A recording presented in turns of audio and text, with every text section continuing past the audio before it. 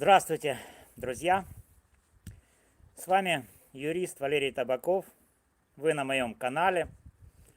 И сегодня мы разбираем одно из самых сложных и загадочных дел — убийство Ирины Фарион. Наша история потрясла Украину, и Ирина Фарион — это языковед, профессор Львовской политехники и одна из самых противоречивых фигур страны. Сегодняшний стрим — это не просто криминал, а настоящий киберпанковый триллер с нейрочипами, хакерами, семейными тайнами и теневыми игроками. Я представлю вам фантастическую версию событий, основанную на реальных фактах, но с элементами воображения, которые, я надеюсь, заставят вас задуматься о том, где кончается правда и начинается вымысел. Это будет практически 20 минут стрима с интригами, загадками и юридическим анализом. Приготовьтесь, подпишитесь, если кто не подписан на канал, поставьте лайк, затем комментируйте, распространяйте это видео, донатьте по возможности. Итак, погружаемся в дело, которое связывает Даркнет, академические скандалы и даже оправданного мошенника. Поехали. Представьте, вечер 19 июля 2024 года, Львов. Улица Масарика, 3. Тихий двор. Липы шелестят. Фонарь мигает. Ирина Фарион, недавно восстановленная в должности профессора Львовской политехники, после громкого увольнения за аморальные высказывания и поступок, стоит у лавочки, ожидая такси. Она собирается к дочери Софии, чтобы обсудить поездку в Болгарию, запланированную на завтра. В 19:20 она открывает приложение, вызывает такси и отправляет Софии сообщение. «София, я вызвала такси. Жду во дворе». Это сообщение, отправленное в 19 часов 21 минуту, становится роковым. Почему? Потому что телефон Фарион взломан. Через вредоносное программное обеспечение, замаскированное под обновление, хакеры получили контроль. Но это не все. Месяцы назад под видом нейродиагностики Фарион вживили нейрочип. Крошечное устройство с микровзрывчаткой в основании черепа. Этот чип, питаемый биотоками, активируется сигналом от телефона.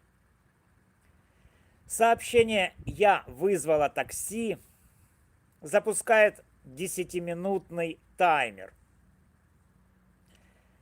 В 19:30 чип срабатывает. Раздается звук, похожий на приглушенный выстрел. это ломаются кости черепа. Фарион падает, ее телефон отлетает в траву. Скорая доставляет ее в больницу Святого Пантелеимона в 20 часов 00 минут.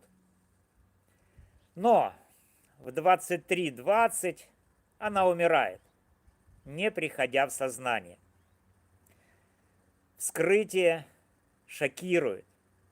В черепе находят остатки нейрочипа и следы взрывчатки. Это не случайность, а высокотехнологичное убийство. Но кто за этим стоит? Во дворе были свидетели. Старушка, прогуливающаяся по двору, разминая свои ноги. За 15 метров от Фарион она за своей спиной слышит звук, похожий на выстрел, оборачивается и видит падающую Фарион, а в 7-10 метрах убегающую фигуру в панамке и очках. Фигура исчезает за углом. Водитель, копающийся в багажнике в 20 метрах, подтверждает звук падения убегающего незнакомца. Именно он вызывает полицию и скорую. Но камера видеонаблюдения, направленная на двор, отключена с 19:20 по 20:00. Хакеры взломали сеть, оставив след профессионалов. Кто эта фигура в панамке и очках? Наемник? Хакер? Или ключ к разгадке? Теперь обратимся к Софии, дочери Фарион, которая в деле имеет статус потерпевшей. Она утверждает, что ее телефон был отключен с 19:00 по 23:00 из-за разрядки. И она не видела сообщения матери. Но давайте копнем глубже. Полиция находит криптовалютный перевод, связанный с Софией, сделанный за недели до убийства. Зачем? Ответ кроется в мотиве. Фарион планировала выйти замуж за влиятельного мужчину, чья личность до сих пор окутана тайной. Этот жених настаивал на пересмотре завещания, что лишило бы Софию части наследства, недвижимости во Львове и других городах, а также значительных финансовых сбережений. Представьте, годы напряженных отношений с авторитарной матерью, страх потерять миллионы, обиды. Что делает София? В нашей версии она обращается в Даркнет, к хакерской группировке Нейротень, специализирующейся на кибероружии. Она знает привычку Фарион сообщать о такси и использует это как триггер для нейрочипа. Отключенный телефон – идеальное алиби, но София, возможно, координировала операцию через одноразовое устройство, купленное в Даркнете. После убийства хакеры начинают шантажировать ее, требуя плату за молчание. София играет роль скорбящей дочери, но ее холодность и планы уехать в Болгарию вызывают вопросы. Могла ли она быть организатором? Или это лишь часть пазла? Теперь к официальному подозреваемому Вячеславу Зинченко, 19-летнему жителю Днепра, арестованному 25 июля 2024 года. Его обвиняют в умышленном убийстве по мотивам национальной нетерпимости и незаконном обращении с оружием. Ему грозит пожизненное заключение. Следствие ссылается на его связи с ультраправыми телеграм-каналами, включая NSWP, и утверждает, что он был на месте преступления с вероятностью 99,99%. Зинченко кричит: «Я никого не убивал». И знаете, я как юрист вижу основания ему поверить. Почему? Дело Зинченко строится на косвенных уликах. Геолокация, подписки в Телеграм, миллион русскоязычных бойцов ВСУ. Но где прямые доказательства? Где оружие? Где отпечатки? И главное, как 90-летний парень мог организовать атаку с нейрочипом и отключением камеры? В нашей версии Зинченко пешка, подставленная, чтобы отвлечь от настоящих организаторов. Его ультраправые связи – удобный повод для следствия. Но кто-то мог специально направить подозрение на него, используя Даркнет или поддельные улики. Кто этот кукловод? Давайте посмотрим на адвоката Софии. Знакомьтесь. Наталья Романек. Адвокат Софии в деле Зинченко. Она настаивает на его виновности, ссылаясь на железные доказательства. Но вот что интересно. Романек ранее защищала Андрея Слюсарчука, известного как доктор Пи, фиктивного нейрохирурга, чья история связана с Львовской политехникой. Ректор Юрий Бобола подтвердил: университет хранит копии диплома и диплома доктора наук Слюсарчука.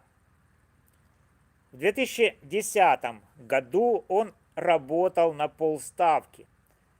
В 2011 лишь оформлялся. 14 ноября 2024 года суд во Львове оправдывает Слюсарчука, ссылаясь на процессуальные нарушения и недостаточность доказательств. Это решение спустя месяцы после убийства Фарион взрывает общественность. Слюсарчук – фигура, окутанная мифами. Его репутация мошенника и слухи о знаниях в нейрохирургии делают его идеальным подозреваемым в нашей версии. Мог ли он консультировать нейротень, помогая создать нейрочип? или даже быть той фигурой в панамке и очках, наблюдавшей за атакой.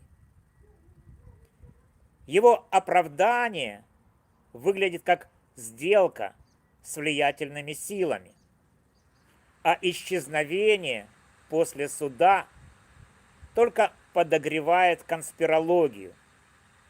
И вот вопрос: как Романек, связанная с Слюсарчуком, оказалась адвокатом Софии? Случайность? Или она связующее звено в заговоре, знающее больше, чем говорит? Романек, защищая Софию, направляет следствие к Зинченку, но ее прошлое со Слюсарчуком наводит на мысли о двойной игре. Могла ли она знать о нейрочипе или координировать действия с хакерами, чтобы защитить Софию и замести следы? Юридически ее позиция выглядит безупречно, но эти ее связи заставляют задуматься, кто она: адвокат или кукловод. Не забываем про жениха Фарион, загадочного мужчину, чья личность до сих пор в тени.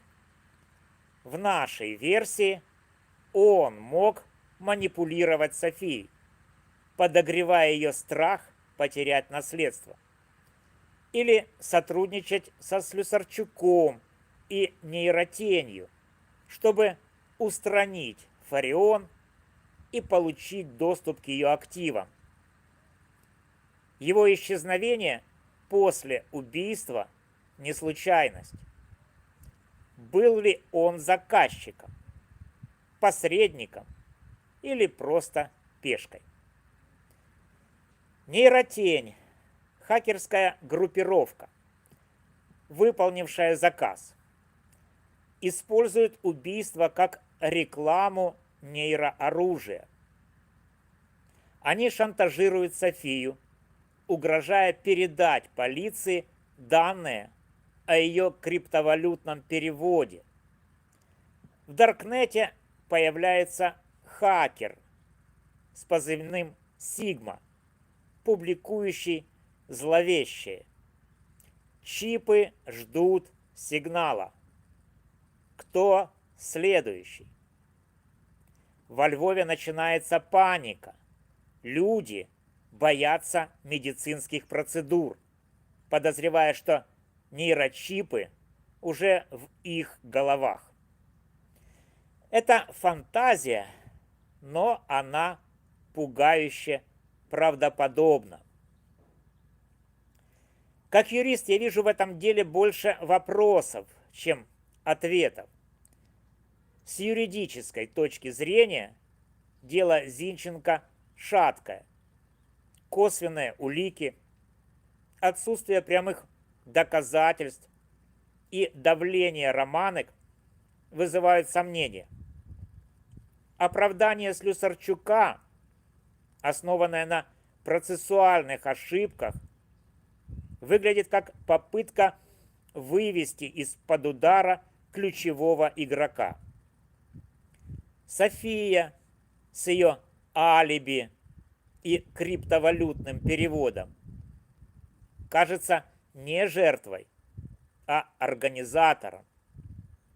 А Романек, связывающая Софию и Слюсарчука, может знать правду о нейрочипе. Фигура в панамке и очках, отключенная камера, жених, хакеры – это пазл, где каждый кусочек скрывает тайну.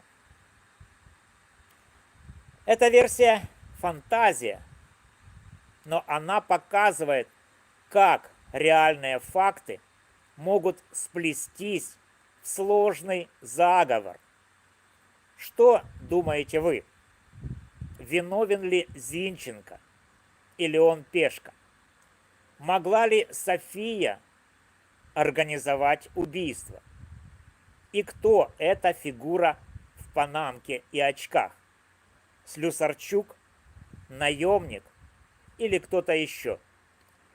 Пишите в комментариях, делитесь гипотезами, ставьте лайки, донатьте. Если хотите больше таких разборов, таких версий, подписывайтесь и жмите колокольчик. Мы продолжим раскрывать тайны, где правда скрыта за завесой. С вами был юрист Валерий Табаков. До новых встреч!